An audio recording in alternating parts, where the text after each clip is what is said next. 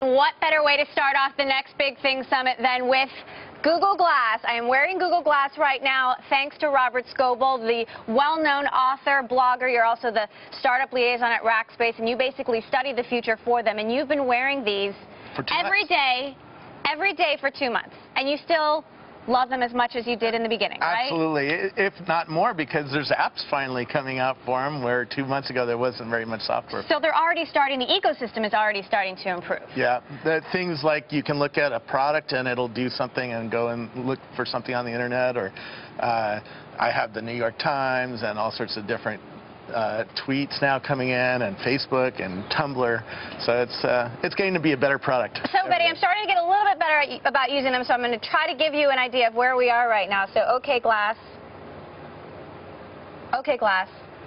record a video.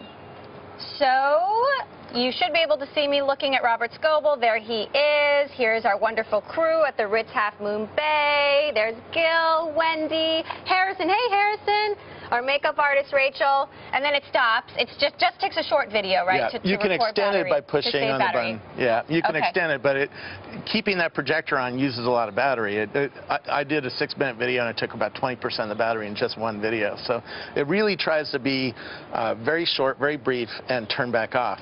Now, the big question, of course, is how mainstream these things are actually going to get. That is the big question. Apple CEO Tim Cook, Twitter co-founder Jack Dorsey, they say they don't think these things are going to go mainstream. I think they're wrong. After showing them, I've shown them to more than 500 people now on the street, taxi drivers, my son's teachers. There's a lot of excitement about the product. It all depends on price. If these are $200, it has a real shot. If it's $500, I probably will agree with Jack Dorsey. Now, I'm hearing that there's more implications potentially for the enterprise. Like, I could see a teacher or a construction worker wearing these and, getting information about upcoming patients or their lesson plan or something like that. Inside the Valley, we call that a vertical market, and the vertical markets are very interested in this kind of form factor. I talked to cops at John Jay University in New York.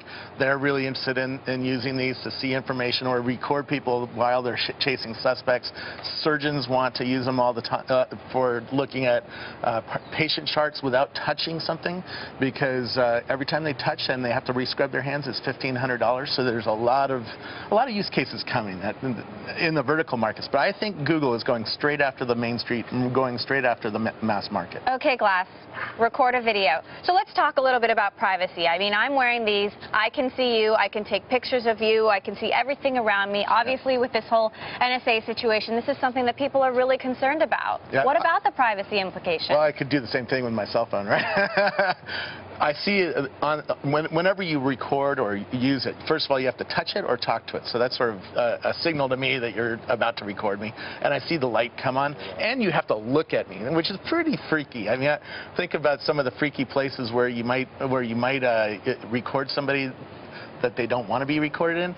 I'd have to actually look at you with my face. It's not that But it is something Google's going to have to address. Absolutely. This is a new product. It's the most controversial product of my lifetime, which is fascinating.